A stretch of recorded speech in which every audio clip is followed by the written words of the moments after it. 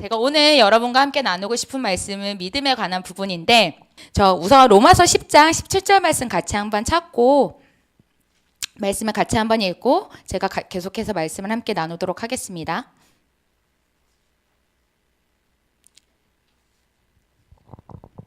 다 찾으셨나요? 근데 저희가 버전이 좀 다를 수는 있지만 그래도 함께 한 목소리로 말씀을 읽도록 하겠습니다. 시작. 그러므로 믿음은 들음에서 나며 들음은 그리스도의 말씀으로 말미암았느니라. 아멘. 지금 우리가 믿음에 대해서 여러분과 제가 함께 나누고 싶은데 딱딱하게 시작하고 싶지 않아요. 그래서 실험을 한 가지를 해볼 거예요. 자, 제가 하나님 역할만 했었는데 혹시 저를 믿고 넘어지실 분 계세요? 나를 믿고 넘어져 주실 분 계세요? 그러면 이제 역할을 바꿔볼게요.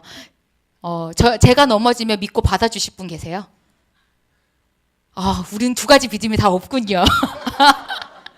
은하야, 너 일어났네. 어떻게 한번 같이 동참해 볼래? 그러니까 초등부 어린이들이 이렇게 나오면 좋거든요. 나 쿠폰도 챙겨왔다? 자, 저희가 믿음을, 안 보이죠? 우리 위로 잠깐만 올라오자. 이쪽으로 올라와봐. 자, 저희가 믿음을 설교를 할 때 무엇을, 그러니까 이제 예수님을 믿는 새로운 피조물이 된 하나님의 자녀예요. 저는 하나님의 역할을 하는 사람이에요. 그래서 이 어린이에게 말을 하는 거죠. 선생님이 뒤에서 받아줄 테니까 믿고 한번 넘어져 봐. 그러면 많이 넘어진 애도 있고 적게 넘어진 애도 있고 못 넘어진 애도 있어요. 우리가 믿음이라고 얘기했을 때 믿음이 보이지 않는 것이기 때문에 과연 믿음이 있을까? 라고 생각할 때가 참 많은데요. 우리가 믿음이 너무나도 중요한 이유는 제가 또 비유를 하려고 가지고 왔어요. 자, 이제 요즘에 우리나라가 너무 좋아져가지고 열쇠를 안 들고 다녀. 다 번호키잖아요. 그렇죠. 자동차도 그렇고. 근데 저도 아이들은 아직은 키를 가지고 있는 능력이 안 되기 때문에 키가 많다는 거는 그 문에 대한 권한이 많다, 능력이 많은 사람을 말한다. 그러니까 애들이 나는 키를 10개, 100개나 가지고 싶다 이런 애들이 있는데 제가 특히 자동차 설명할 때 가장 얘기 많이 해요. 하나님은 우리에게 하나님의 자녀가 되고 그리고 자녀가 된 우리에게 주신 축복과 유산이 있어요. 우리가 부모님이 있기 때문에 부모님이 돌아가시면 유산을 받죠. 근데 하지만 우리는 예수님이 이미 우리를 위해서 모든 죗값을 지불해 주셨기 때문에 우리는 하나님의 자녀가 이미 되었기 때문에 우리가 누릴 수 있는 것들이 참 많아요. 대표적인 예로 여러 가지 키가 있지만 첫 번째 키는 자동차 키죠. 제가 자동차 키를 가지고 있기 때문에 자동차 운전 면허증이 있어도 자동차가 없으면 운전할 수 없어요. 그죠? 키를 가지고 문을 열어야지 자동차를 운전할 수 있어요. 우리가 오늘 믿음에 대해서 이야기를 나눌 텐데 믿음은 열쇠와 같아요. 왜냐하면 하나님의 자녀가 된 우리들에게 하나님이 이미 모든 것들을 다 해주셨다는 거 우리 너무나도 잘 알고 있지만 그 좋은 축복과 유산들을 누리려면 믿음을 가지고 있어야지 믿음이 열쇠가 되어서 우리가 그 유산들을 누릴 수 있어요. 그렇다면 키를 많이 가지면 되겠죠. 믿음을 많이 가지면 돼요. 그런데 믿음은 어떻게 온다고 오늘 말씀에서 말하고 있냐면 믿음은 들음에서 온다고 이야기하고 있어요. 들음에서 오고 근데 더 중요한 거는 뒷부분에 나오죠. 들음은 하나님의 말씀이라고 나와 있어요. 우리가 그리스도인이 되고 하나님의 자녀가 된 순간 우리에게는 모두 일정 분량의 믿음을 다 가지고 있어요. 이 믿음을 우리가 사용하고 강하게 하는 거는 우리의 역할이에요. 근데 너무나도 중요한 사실을 우리가 잊고 있어요. 믿음을 자라게 하지 않고 키우지 않으면 믿음이 없어지는 게 아니라요. 그 믿음에 하나님과 말씀과 반대되는 것들이 생기기 시작해요. 다시 한번 말할게요. 믿음은 들음에서 나고 들음은 하나님의 말씀이라고 이야기하고 있어요.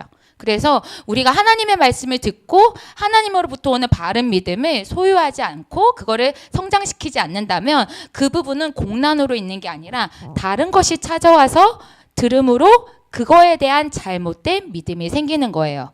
그래서 우리가 오늘 이 황금 같은 주일에 오후 시간에 이렇게 앉아서 하나님의 말씀을 듣는 거는 정말 탁월한 선택이에요. 우리가 직장 생활을 하고 또 가정도 있고 우리가 여러 사람들을 만나지만 예수님을 믿는 사람들끼리 만나서 우리가 성도의 교제를 한다고 표현을 하죠. 그때 우리가 하나님의 말씀을 나눈다면 우리는 그 부분에 대한 믿음이 세워질 거예요. 저도 제가 살아가면서 지금까지 많은 시간을 거쳐서 살아왔죠. 저도 그리스도의 대사들교회에 온 지 제가 올해 딱 10년이 되거든요. 10년이 되면서 제가 직장을 정말 가져봤고 지금도 가지고 있는데 어떻게 직장을 내가 정말 믿음으로 취할 것인지. 우리 이제 독립하면 부모님 독립하면 이제 집을 구해야 되잖아요. 정말 집을 구하는 것에서 어떻게 우리가 믿음을 발휘하고 그걸 우리가 누릴 수 있는지 제가 그런 것들 다 누려보니까 이제 제가 남아있는 마지막 골은 결혼이에요. 제가 이 부분도 좀 이따 같이 얘기 나눌 건데 우리가 이 세 가지 분야가 우리가 지금 제일 많이 당면하고 있는 분야죠. 대학생이 있다면 우리가 학업하는 가운데도 믿음이 필요할 거예요. 근데 이 각각의 영역 가운데 하나님은 우리에게 가장 최고의 계획과 가장 좋은 길이 무엇인지 이미 다 준비를 해놓으셨어요. 왜냐하면 하나님이 우리에게 가장 관심이 있는 거는 우리가 행복한 삶을 살기를 가장 원하세요. 아이들에게 제가 복음을 전할 때도 하나님이 너가 왜 하나님의 자녀가 되기를 원하냐면 네가 가장 행복하게 살아갈 수 있는 길이 뭐냐면 너를 만드신 창조주를 아는 게 네가 가장 행복하기 때문이야. 왜냐하면 하나님이 우리를 만들 때 영적인 존재로 만드셨기 때문에 우리가 영으로 반응하지 않으면 혼과 육이 만족되는 거 잠깐은 우리가 기쁠 수 있어요. 하지만 우리의 영이 기뻐하지 않으면 그래서 많은 사람들이 우울증을 걸리고 계속해서 뭔가를 찾아가는 이유는 하나예요. 하나님으로부터 채워지고 만족돼야 되는 그 부분들이 하나님으로 채워지지 않기 때문이에요. 근데 우리는 다 같이 이미 믿음을 가지고 있어요. 왜냐하면 우리는 다 하나님의 자녀이기 때문에. 그리고 우리는 또 말씀에서 들었어요. 하나님은 말씀과 우리의 삶이 정말 너무나도 밀접하게 관련이 있는데 우리는 말씀은 말씀이고 우리의 삶은 우리 삶이라고 생각할 때가 너무 많아요. 왜냐하면 말씀을 우리 삶 가운데 적용해보고 그것을 맛보지 않았기 때문인 것 같아요. 저도 마찬가지였어요. 제가 처음 우리 교회를 선택했던 가장 첫 번째 이유는 하나였거든요. 제가 그때 이제 갓 대학을 졸업하고 이제 임용고시를 준비하면서 막 이제 열심히 살아갈 때인데 그때 참 아이러니하게도 많은 사람들이 시험을 준비할 때 시험을 잘 볼 것을 기대하지 않고 시험을 못 보면 어떡하지라는 말들을 더 많이 하면서 시험 공부를 해요. 그리고 경쟁률이 높아지면 높아질수록 1대1이면 괜찮아. 한 100대1 정도 되면 과연 내가 될까? 이런 생각들을 우리가 훨씬 더 많이 가져요. 근데 잘못된 생각이죠. 근데 잘못된 생각이 찾아오는 건 하나거든요. 잘못된 이야기를 들었고 그 이야기가 내가 믿기로 설득이 되어진, 그러니까 믿음은 우리가 하나님의 말씀을 듣고 그 믿음대로 우리가 설득되어지기 때문에 우리가 그걸 선택할 수 있어요. 그러니까 제가 그때는 과연 내가 잘할 수 있을까? 이런 생각이 저한테 되게 많았거든요.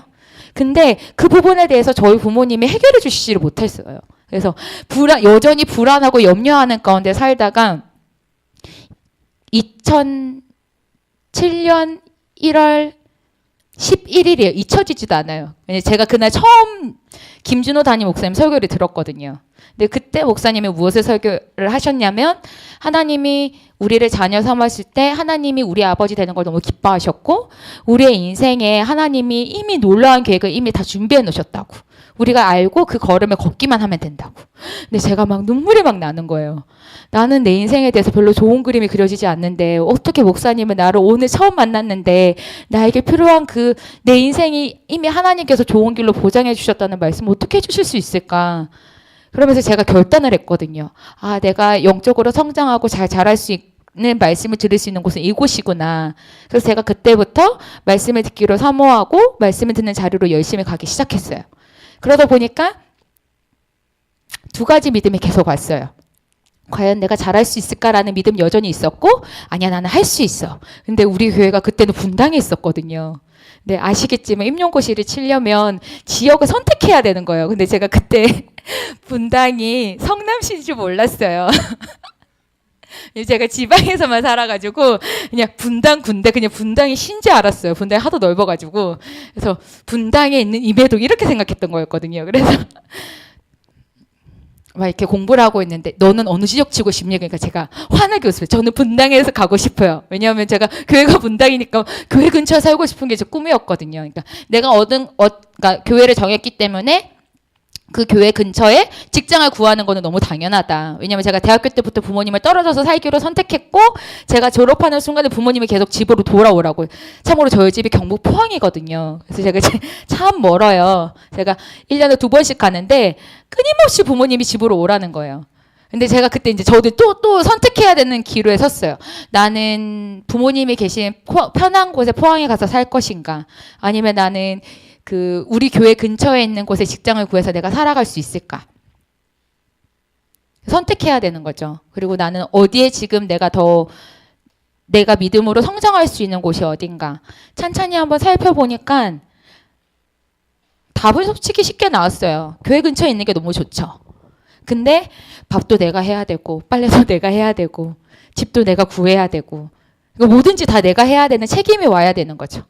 그랬을 때 성령님이 저한테 뭐라고 얘기해 주셨냐면 네가 그 부분에 대한 믿음이 있다면 그걸 할 수 있는 능력도 같이 온다는 걸 저한테 알려주셨어요. 근데 처음에는 그래서 진짜 시행착오가 많았거든요.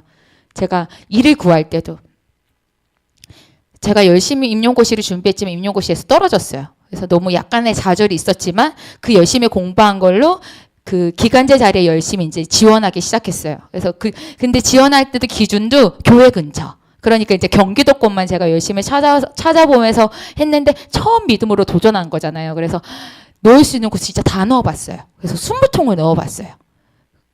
그죠? 그리고 이제 면접 보러 오는데도 여러 군데 했는데 제가 다 갔어요. 근데 제가 어디가 됐냐면 제일 마지막으로 넣었던데 거기가 경기도 광주 하남 교육청이었거든요. 근데 경기도 광주인 거죠. 나름 버스 타고 성실본으로 가면 교회가 있기 때문에 그 정도의 위치면 만족스러웠어요. 포항에서 교회를 다닐 수 없으니까. 그래서 저희 부모님도 직장이 있으면 그 근처에 집을 구하고 교회를 얻는 거는 너무 쉽게 동의가 되시니까 그러면 너가 거기 지원해서 되면 그냥 거기다가 집 얻고 살아라고.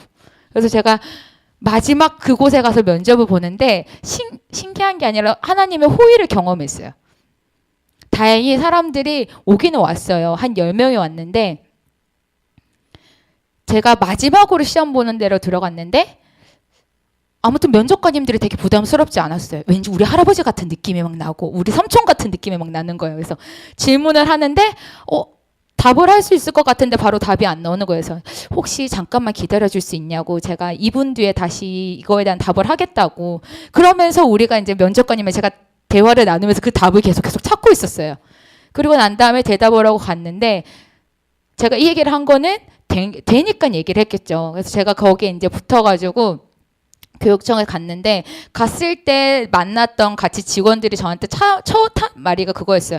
교육청에 아는 사람 누가 있냐고. 그래서 제가 없는데요? 뭐 이랬어요. 그러니까 거짓말 하지 말고 편하게 얘기해보라고. 그러니까 저희 친척들은 대구와 경북에만 살고 경기도에는 교회 사람들밖에 없어요. 그때 교회 다닌 지도 이제 얼마 되지 않았죠. 그래서 아는 사람이 별로 없었는데 제가 너무 마음에 들어가지고 앞에 사람의 점수를 약간 다 만점 준 사람이 있었다는 거예요. 그래서 그 사람 점수를 좀 바꾸고 제 점수를 좀 바꿔가지고 그래서 제가 된 거예요. 그래서 그거 알고 있냐고 그러니까 몰랐는데요. 그러니까 그래서 자기는 인맥이 있을 거라고 생각했대요. 근데 제가 그때 얘기했고 그때 그분한테는 말을 못했어요. 그죠? 제가 든든한 백이 있죠. 하나님.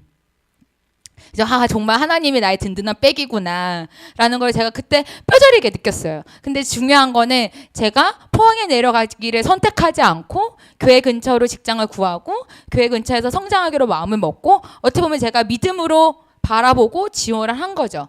그랬을 때 믿음에 도전을 했을 때 믿음의 결과를 맛볼 수 있었던 것 같아요. 그리고 집도 그래요. 목사님이 집 얘기를 하시면서 2년마다 한 번씩 이사하는 거는 아주 놀라운 특권이라고 얘기를 해줬어요. 근데 싱글들한테는 좋은 것 같아요. 가정주부이시고 애들이 많으면 진짜 이사하기가 좀 힘들긴 하거든요. 집이 너무 많아가지고. 근데 싱글은 2년에 한 번씩 짐을 정리할 수 있어요. 모아놨던 불필요한 것들을 버릴 수 있는 아주 좋은 기회죠. 그래서 제가 처음에 집을 구했던 것도 되게 2주 만에 집을 구했거든요. 그때는 제가 경찰대 앞쪽에서 살았어요. 조금 더 가까이 오고 싶은 거죠. 그랬을 때 제가 저기 칼빈대 쪽에 또 집을 한번 옮겼어요. 그 다음에 제가 정말 가고 싶었던 거는 태영 아파트였거든요. 정말 그러니까 우리 교회에서 제일 좋은 아파트. 거리가 너무 가까우니까 5분 전에 일어나도 교회 올 수 있어요. 늦지 않고. 엄청 좋아요. 그래서 태영 아파트에 되게 살고 싶다라는 마음이 이제 제 안에 있었어요. 그런데 안 나오는 거예요. 전세로 구하고 싶은데 전세가 안 나오는 거예요.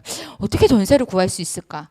근데 제가 10월 5일, 그러니까 10월 4일 날 그때 추석 연휴 때 제가 어린이들과 함께 태국으로 단기 선교로 나가야 됐기 때문에 제가 10월 3일까지 계약을 하지 않으면 저랑 같이 함께 사는 사람들이 나온 아파트 알아서 계약하겠다고 이야기를 했거든요. 그래서 2주 전에 그 얘기를 한 번 하고 난 다음에 난 정말 믿음을 부리듯이 일으켜야 되겠다. 그래서 정말 열심히 기도했어요. 일주일이 남았어요. 여전히 연락이 안 오는 거예요. 10월 1일이 됐어요. 연락이 안 오는 거예요. 그 제 안에 이제 어떤 믿음이 생기냐면 믿음이 안 올 수 내가 믿음으로 붙잡았지만 이번 시즌 이번 때가 아닐 수 있겠구나라는 생각이 들었어요. 근데 성령님이 저한테 물어보는 거예요. 너 태양 아파트라고 했는데 왜 몇 동이라고 얘기를 안 하냐고. 내가 너무 깜짝 놀랐어요. 갑자기 등이 막 식은땀 확 누르면서 진짜 내가 말하면 되냐고. 너가 태양 아파트라고 했지. 제가 태양 아파트에서 조금 더 구체적으로 말했거든. 1차 말고 2차에 살고 싶다고. 우리 여기 후문으로 이제 바로 올 수 있는 1차 말고 2차에 살고 싶다고. 그럼 2차 무슨 동? 여기 1동, 2동, 3동이 있거든요. 그래서 정말 하나님 나한테 너무 구체적으로 물어보기 시작하는 거예요. 그러면서 제가 제 심령을 돌이켜 봤거든요. 내가 말하면 될 거라는 믿음이 지금 나한테 있나?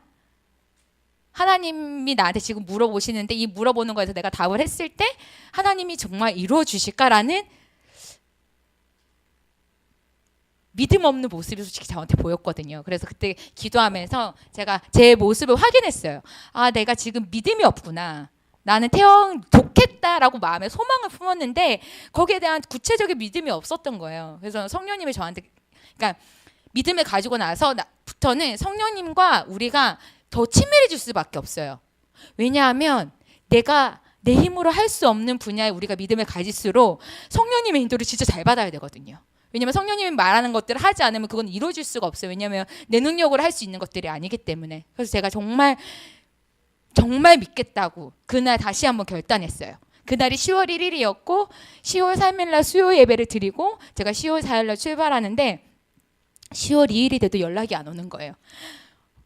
제가 그래서 계속 두려운 마음이 찾아오고 염려가 찾아올 때 제가 했던 건 믿음의 고백이었거든요.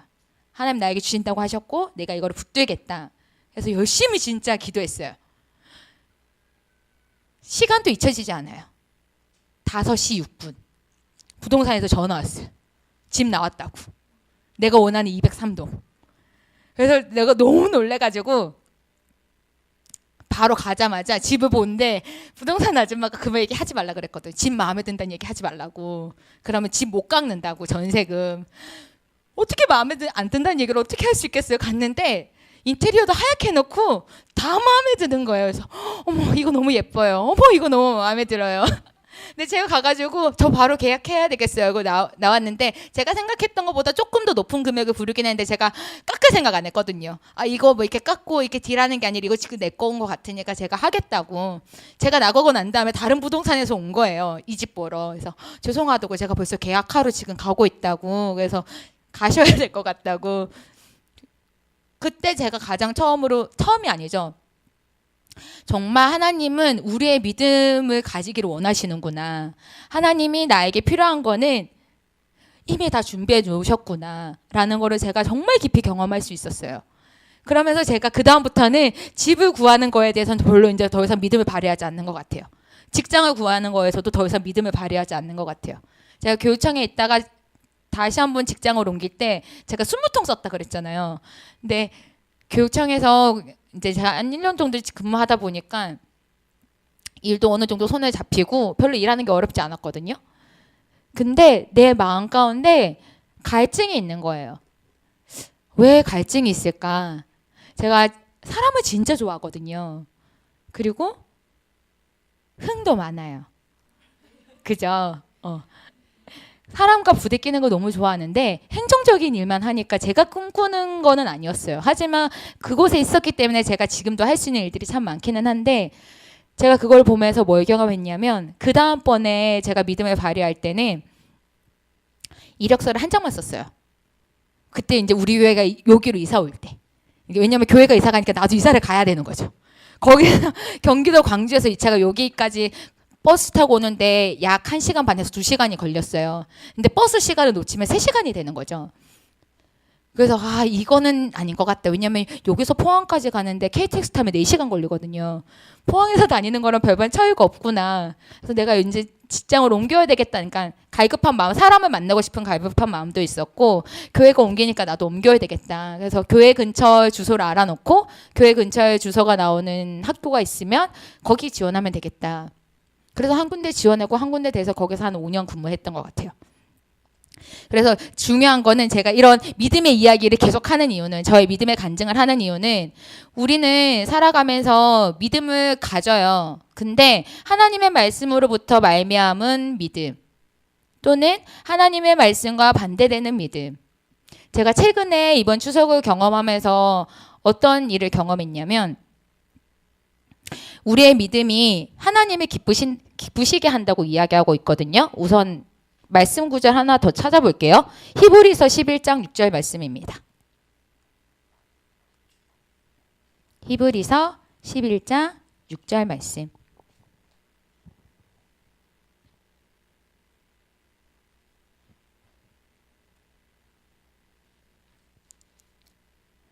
다 찾으셨나요?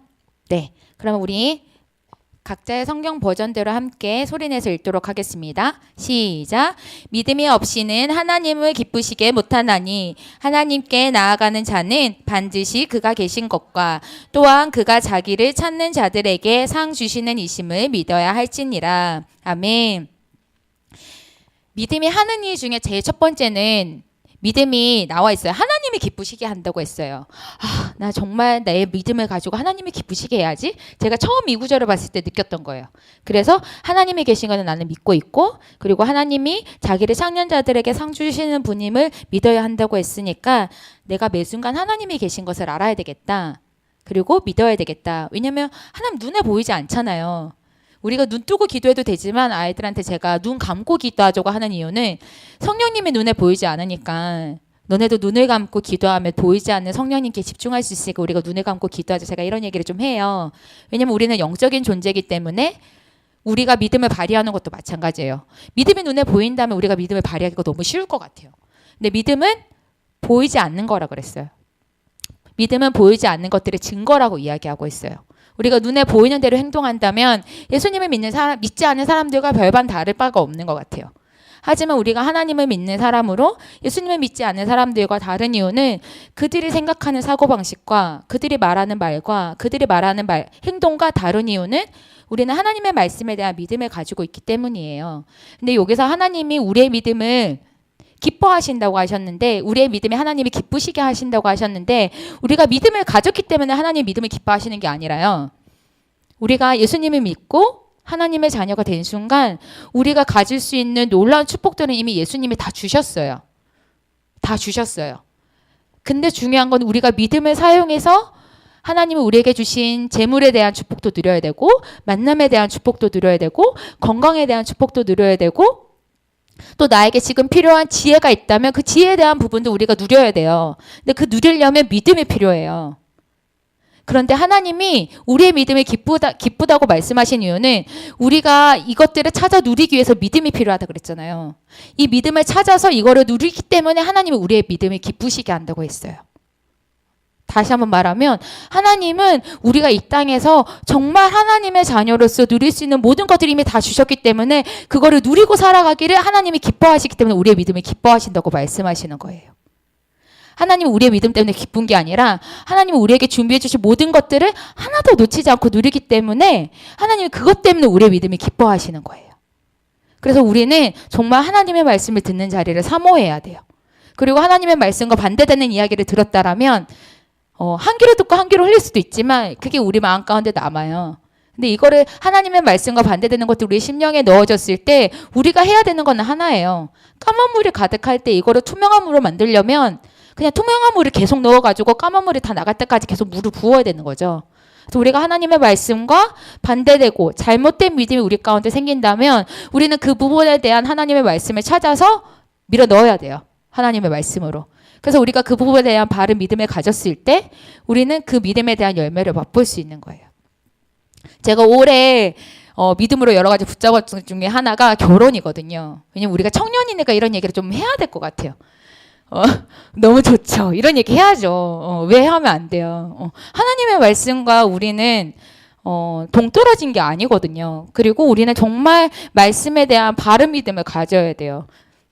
제가 처녀기는 하지만 아이들과 함께 있기 때문에 제가 이번 주 금요일 날 구성에 성교육 받으러 갔거든요. 그러니까 남자는 못 들어온다 그랬어요. 애기도 동반 안 되고. 정말 리얼하게 얘기하시는 거예요. 부모님들이 성교육 안 시키시거든요. 근데 이제 제가 이거를 얘기하려고 하는 건 아닌데, 그러니까 제가 그거를 깨달았어요. 이번 명절을 보내면서 저에게 조카가 있어요. 저희 오빠가 결혼을 해서. 근데 제가 애들을 좋아하다 보니까 되게 잘 놀아줘요. 만났을 때. 잘 놀아주는데 얘가 그 기억이 너무 많이 남아가지고 원래 부모님이랑 떨어져서 안 자는데 저랑 같이 자겠다는 거예요. 자기 집에 안 가고. 그래서 제가 처음에는 기분이 좋았어요. 왜냐면 얘가 나 좋다고 하니까. 좋다고 하니까 좋죠. 그래서 잤는데 완전 상상을 초월하는 거예요. 잠을 자는데. 제가 20살 때부터 이제 부모님을 떨어져서 살았잖아요. 그래서 이제 10년 넘게 혼자 자는 생활을 혼자 살지는 않았어요. 제가 이제 사람을 좋아하다 보니까 방은 각 방을 썼지만 제가 늘 룸메이트를 구해서 살았거든요. 혼자 사니까 너무 힘든 거예요. 그래서 룸메이트를 항상 구하면서 살았는데 얘가 내 옆에서 이제 자는데 360도를 계속 돌면서 자는 거예요. 계속 찾아오고. 그래서 좀 힘들구나라는 걸 경험했어요. 둘째 날이 됐어요. 그러니까 저희 어머님이 올해 이제 큰 삼촌이랑 환갑이어가지고 저희가 이제 경주에 처음 놀러 갔거든요. 명절 때. 저희 집 명절도 놀러 가는 집이 아니었어요. 그래서 놀러를 갔는데 방이 너무 이렇게 막 연휴가 길다 보니까 방 구하는 게 너무 힘들어서 2개밖에 못 구했대요. 그래서 저희 집 방, 큰 삼촌네 방 이렇게 2개를 구했어요. 얘네들은 이제 다 같이 자야 되는 거죠. 제가 잔머리를 굴렸죠. 어떻게 하면 같이 안 잘 수 있을까? 옆방 가서 자면 되겠다. 옆방에 갔더니 얘가 다 씻고 나를 찾아온 거예요. 같이 자자고. 근데 얘네들이 약간 감기 증상이 있었던 거예요. 감기 증상이 있었어요, 사모님. 그래서 얘네들이 30분마다 일어나서 우는 거예요. 그때 제가 무슨 생각이 들었냐면 별로 결혼하고 싶지 않다라는 생각이 강력하게 들어왔어요. 그러면서 저희 새언니가 저랑 나이가 동갑인데 정말 새언니가 대단하다라는 생각이 드는 거죠. 그러면서 왜 이렇게 제가 또 그런 정보도 많이 봤어요. 그러니까 나이가 들수록 결혼을 하지 않는 게 뭐 비용도 있기는 하지만 편한 생활에 너무 익숙해져 있는 거죠. 결혼했을 때 삶이 별로 좋아 보이지 않는 거예요. 그래서 제가 갔다 와서 초등부 선생님들한테 막 하소연을 했고, 잘 쉬다가 왔냐니까 저는 너무 교회 오고 싶었어요. 선생님 너무 보고 싶었어요. 막 이렇게 하소연했고, 왜 그랬냐고. 그러니까 제가 명절에 가서 가족들을 섬기느라 너무 수고가 많았어요. 저는 이곳에 와서 선생님들과 행복한 삶을 누리고 싶어요. 근데 선생님들이 막 웃으셨거든요.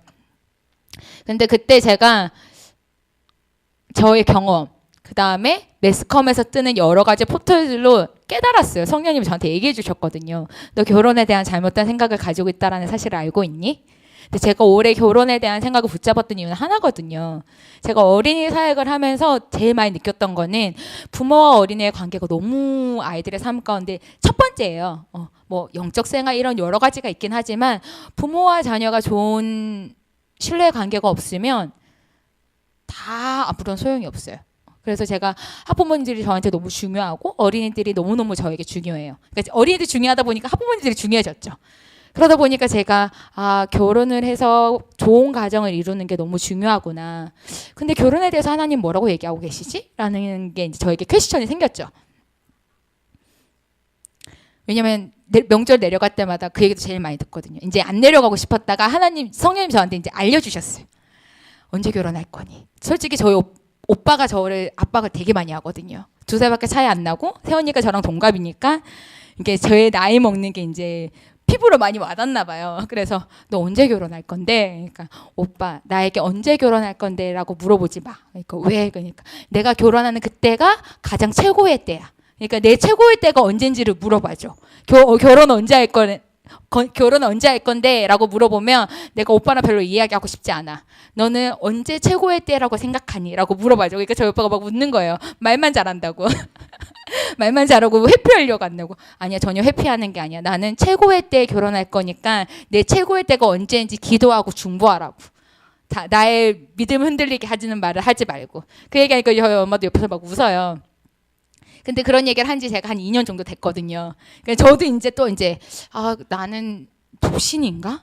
뭐 그런 생각이 찾아오죠. 왜냐하면 믿음에 대한 하나님의 말씀을 제가 붙들고 있지 못했던 거예요. 그래서 제가 이번에 창세기를 읽으면서 제가 마지막으로 붙잡았던 거는 하나거든요. 아담이 하나님이 먼저 만드셨고 그 다음에 하와를 만드셨잖아요. 아담을 만들었을 때 하나님이 혼자 있는 거를 보고 보기에 좋지 않다고 하셨어요. 그래서 아담의 갈비뼈를 빼서 하와를 만들었다고 말씀을 하셨죠. 그래서 하나님이 아담과 하와를 함께 이제 그들이 이제 가족이 된 거죠. 하나님이 얘기하는 가정을 이루면 거기가 천국이래요. 잘 모르겠어요. 근데 잘 모르겠어요가 이제는 조금씩 알겠어요로 바뀌었어요. 그러니까 저는 많은 부분이 정수아 전도사님이 저에게 앞선 롤모델이 많이 되어주세요. 제가 이런 얘기하면 되게 실례긴 하지만 수아 전도사님 저보다 나이 어리시거든요. 근데 제가 전도사님이 딱 되시고 난 다음부터 제가 호칭을 바꾸고 전도사님은 제 인생의 멘토를 삼았어요. 왜냐하면 나이가 중요한 게 아니라 그 사람의 영적인 성장과 그 사람으로부터 내가 얻을 수 있는 멘토링을 받을 수 있는 것들이 너무너무 중요하다. 그래서 우리가 보통 이제 셀리더가 보통 나이가 많을 때가 있지만 셀리더가 어리더라도 그 사람이 만약에 나의 셀리더라면 그 사람은 나에게 줄 수 있는 최고의 멘토를 해줄 수 있는 사람이라는 걸 반드시 아셨으면 좋겠어요. 그래서 수아 전사님 보면서 육아를 하는 것도 그렇고 사역을 하시는 것도 그렇고 저에게 되게 좋은 그림이 그러니까 좋은 믿음을 바른 믿음을 가질 수 있는 것들이 되셨죠. 그러면서 이제 저도 이제 결혼에 대해서 이제 다르게 생각했어요. 결혼하면 이것도 헌신해야 되고 이런 능력도 필요하고 자녀 육아하는데 너무 힘들구나. 그래서 저희 새언니가 육아하는 거 볼 땐 되게 힘들다는 것들이 솔직히 많이 느껴졌는데 제가 집사님들이랑 또 많이 있다 보니까 그런 얘기 하거든요. 우리 아들이 참 무겁다고. 그래서 내 팔이 떨어져 나갈 거긴 하지만 갑자기가 아니라 성령님이 알려주셨다고. 내가 이 아들이 나에게 왔다면 나는 이 아들을 키울 수 있는 체력도 있다고. 그러면서 아이들이 막 번쩍번쩍 드시는 거예요. 그래서 정말 믿음이 너무나도 중요하구나. 이 일이 나에게 너무 힘들고 내가 이거를 해낼 수 없다라는 것들이 아니라 이런 일들이 나에게 맡겨졌을 때 그거를 할 수 있는 능력도 오는구나라는 믿음을 집사님들이 다 가지고 계시는 거예요. 그런 거를 보면서 저도 이제 깨달아가는 거죠. 그죠? 저도 이제 결혼을 할 텐데 결혼은 너무나도 좋은 거구나. 하나님이 보기에 좋지 않다고 말씀하셨구나. 그리고 오늘 제가 일부 예배 때 목사님 설교를 들으면서 함께 교회를 사랑하고 예수님을 사랑하고 영혼을 사랑하는 사람과 함께 가정을 이루는 것은 정말 놀라운 축복이구나 라는 거를 이제 제 마음간에 다시 한번 붙잡게 됐어요. 그러면서 이제 바른 그림을 다시 또 이제 그려나가기 시작하는 거죠. 육아는 너무 힘들어. 어떻게 아픈 애와 함께 있는 그 2박 3일은 저에게 너무 고통스러웠고 다시금 경험하고 싶지 않아. 그때는 저는 엄마에 대한 믿음이 없었던 거죠. 그리고 하나님이 저한테 마지막으로 알려주셨던 거는 목사님이 이제 지난주에 이번 주에 계속 강조하고 말씀하셨던 거. 제자를 삼으라고 얘기하는데 자녀가 가장 큰 제자라고.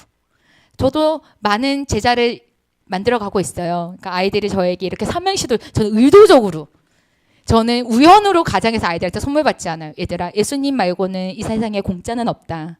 뭐든지 누군가는 돈을 지불했고 내가 그거를 공짜로 먹고 있다면 누군가가 대신 돈을 지불해 준 거지. 세상에 복음 말고는 공짜가 없다. 그래서 나도 너희들에게 공짜를 베푸지는 않겠다. 그래서 제가 막 스승의 날 때 이런 거 선생님한테 선물하라고. 근데 막 너네가 주는 뭐 이런 선물 별로 원하지 않는다고. 선생님은 편지나 삼행시 이런 거 좋아한다고.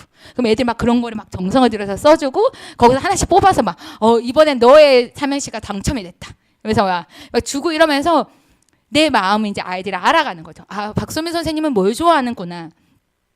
그래서 박소민 선생님은 나에게 뭘 받기 기대하시는구나. 그럼 나는 선생님한테 해주시는 가장 좋은 건 뭐지? 그러니까 알려주는 거죠. 알려주면서 이 친구랑 저랑의 이제 관계가 막 이제 생겨나가요. 그러면 이제 얘가 시간이 한 2년, 3년 같이 있다 보면 막 떠내보낼 걸 생각하면 되게 가슴이 아파요. 이제 청소년부 갈 걸 생각하면 막 가슴이 아프고 이제 얘랑 나랑 몰입하는 시간이 끝났어. 막 어떻게 막 전도사님 너무 슬퍼요. 그랬더니 전도사님이 얘기해 주셨고 다른 어린이들을 새롭게 만날 거라고. 그걸 기대하시면 된다고. 그러니까 막 슬펐던 마음이 막 갑자기 막 기뻐지는 거예요. 자녀도 마찬가지인 것 같아요.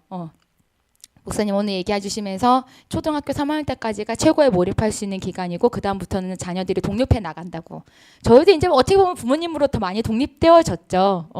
부모님 말씀 다 안 듣잖아요. 근데 정말 인생의 조언이 필요하고 중요한 부분이 있을 때 부모님을 같이 의논하죠. 이제는 우리는 엄마가 이거 하라고 해서 그거 하고 저거 하라고 해서 저거 하지 않잖아요. 근데 이제는 부모님과 바른 것이 무엇인지 함께 기도하고 인도받을 수 있는 좋은 것이 바로 가족인 것 같아요. 그래서 우리의 나이와 상관없이 우리가 영적으로 계속 성장하고 믿음을 붙잡아 나갔을 때 우리의 삶에는 하나님이 주신 가장 좋은 것들만 남아 있어요. 그래서 우리가 예수님을 따르게 전하지 않아도 그 사람이 우리의 삶을 보고 매력을 느낄 수밖에 없어요. 사람이 찾아와요. 그냥 너랑 오늘 같이 밥을 먹고 싶어. 차 한 잔 같이 마실까? 이런 이야기를 하는 사람들이 우리 주변에 있다면 그 사람에게 우리가 호의를 받은 거, 그 사람이 나에게 호감을 느끼는 거는 하나님의 놀라운 은혜와 축복이에요. 그랬을 때 우리가 복음을 전할 때 그 복음의 능력이 있고 우리가 누리는 가장 좋은 행복한 삶을 그래도 함께 누릴 수 있는 거예요. 그래서 우리가 오늘 제가 말씀을 마치면서 이야기를 꼭 해드리고 싶은 거는 우리는 지금 믿음의 도전을 해야 돼요. 근데 그게 어떤 분야인지는 잘 모르겠어요. 저는 그저 클리어하게 얘기했죠. 결혼이라고. 그래서 제가 초등학생 한 명과 이야기를 했어요. 선생님, 맨날 저한테 유부녀라고 이야기를 하는 초등학교 6학년 남자애가 있어요. 근데 걔랑 저랑 그런 얘기를 하게 된 이유가 있어요. 제가 걔를 1학년 때 만나면서부터 계속 함께 공부도 하고 셀 모임도 하고 여행도 같이 다니고 그런 시간이 되게 많았는데 걔가 이제 선생님 이제 결혼하셔야 되지 않겠어요? 이제 걔가 6학년 되니까 저보다 키가 커진 거예요. 제가 1학년부터 4학년만 하고 5학년, 6학년 수아전도사님이 설교하시고 그러니까 예배를 따로 나눠서 드리는데 한 3개월 만에 만났는데 얘가 이제 저랑 눈높이가 맞았거든요. 오늘 만났는데 이렇게 제가 약간 우러러봤어요. 어머 은성아, 이런 말했다. 이러면 안 되는데. 걔가 그래서 아무튼 저랑 약속을 했어요. 제가 선생님 올해 안에 결혼하시면 제가 축의금을 얼마 드리겠습니다. 그래? 근데 그 축의금은 너의 용돈에서 세뱃돈 추석 때 받은 돈에서 반드시 주어져야 된다. 그렇게 할 수 있다고. 그리고 얘기를 하더니 그 주변에 있는 몇몇 청소년과 초등학생 남자애들이 저도 그러면 동참하겠다고. 그래서 제가 바인더를 들고 나온 이유가 뭐냐면 걔네들이 쓰고 사인을 했어요. 날짜까지 딱 적어놓고 이렇게. 그래서 제가 이거를 볼 때마다 너무 부담인 거죠. 근데 중요한 건 제가 이거를 바라보고만 있으면 되는데 걔는 저를 만날 때마다 이분여 선생님 2017년이 몇 년 남은지 아세요? 그러니까 3개월이 남았어요. 그래서 선생님 3개월밖에 안 남았어요. 이게 3개월밖에가 아니라 3개월이나 남았지. 3개월이나 남았지.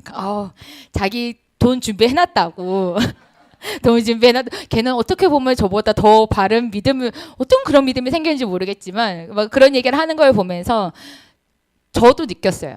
그러니까 저의 이제 믿음의 부분인 거죠. 진짜 그 집구회 때처럼 발등에 불이 떨어졌어요. 발등에 불이 떨어졌고, 제가 2017년에 결혼할지 안 할지는 잘 모르겠어요. 하지만, 하나님이 가정에 대해서 꿈꾸시는 거, 결혼에 대해서 꿈꾸시는 거에 대한 바른 그림을 잡았어요. 그리고 내가 어떤 믿음을 발휘해야 되는지도 알게 됐어요. 그리고 내가 이 믿음을 발휘하려면 내 능력으로 할 수 있다면 별로 성령님이랑 교제하고 하나님께나 친밀한 그런 능력을 제가 기대하지 않았을 거예요. 하지만 우리가 우리의 삶 가운데 믿음으로 도전하는 분야가 없다면 성령님과 친밀하지 않다고 얘기할 수 있어요. 왜냐하면 내 능력으로 하는 부분에 대해서 일을 하고 있기 때문에 우리의 믿음을 발휘하고 있지 않는 거거든요. 그래서 내가 지금 여러분과 함께 제가 이 말씀을 마치면서 드리고 싶은 말씀은 그게 어떤 분야인지는 저도 잘 모르겠어요. 제가 저의 얘기를 했던 이유는 연령대가 비슷한 분들이 많으니까 그런 고민을 함께 하지 않을까라는 마음이 들면서 성령님이 이런 거 너가 누렸던 거 간증하면 좋겠다 얘기해서 제가 말씀을 드린 거예요. 그리고 여러분에게 요청드려요. 그리고 내가 할 수 없는 분야에 내 능력으로 할 수 없는 부분의 문제에 대해 여러분이 믿음을 발휘하셨으면 좋겠고 그 믿음에 대한 하나님이 이미 얘기하셨잖아요. 다 누리기를 원하시는 게 우리가 믿음을 발휘해서 하나님 우리의 삶 가운데 주신 모든 놀라운 유산과 축복들이 누리는 그것 때문에 하나님이 우리의 믿음을 기뻐하신다고. 그래서 하나님이 지금 여러분에게 말씀하시고 계세요. 어떤 분야의 믿음을 발휘할 거니? 그리고 난 다음에 그 믿음에 대해서 여러분이 붙잡으셨다면 이제 성령님께 물어보시면 돼요. 내가 이 믿음을 이루기 위해서 성령님 저는 무엇을 해야 되나요? 오두막이라는 영화를 보셨으면 아시겠지만 제가 그 영화를 3번이나 봤거든요. 책은 2번이나 읽고. 정말 하나님은 인격적이신 분이라는 걸 제가 정말 뼈저리게 느꼈어요.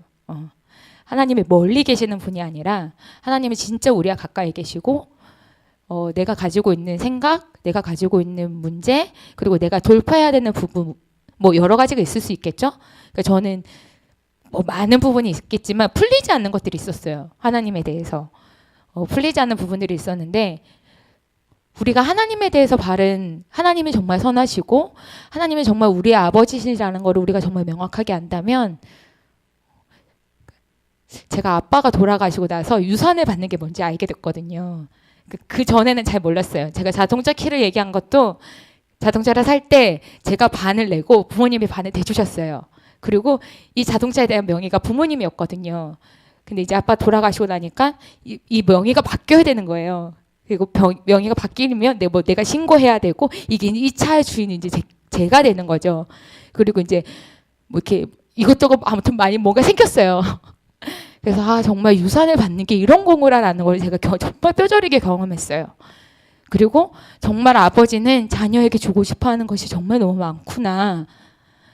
근데 저희 육신의 아버지는 그런데 정말 저희를 창조하시고 저희를 정말 만드시고 하나님의 아버지가 저희들에게 주고자 하는 놀라운 유서과 축복은 진짜 더 크겠구나라는 게 더 많이 느껴졌어요. 그래서 여러분과 오늘 믿음에 대해서 나누면서 그러니까 저의 믿음도 함께 나눈 거죠. 그래서 이 시간 저희가 함께 약 한 3분 정도 방언으로 기도하면서 결단했으면 좋겠어요. 내가 어떤 부분에 대해서 믿음을 붙잡을지 그리고 믿음의 열매를 맛볼지 과연 될까라는 생각 충분히 할 수 있어요. 왜냐하면 내 능력으로 하려고 하니까. 우리는 겸손해져야 될 필요가 있어요. 하나님 앞에. 근데 어떻게 겸손하냐면 내가 해야 되는 일들은 하고 내가 하지 못하는 일들은 하나님께 맡기는 게 겸손한 거예요. 저는 이것도 못해요. 저것도 못해요. 라는 게 겸손한 게 아니라 내가 하나님이 나한테 너 이거 해야 돼 라고 말씀하시면 우리가 그 일을 하고 그리고 내가 할 수 없는 부분에 대해서는 하나님한테 과감히 맡기는 게 겸손한 거예요.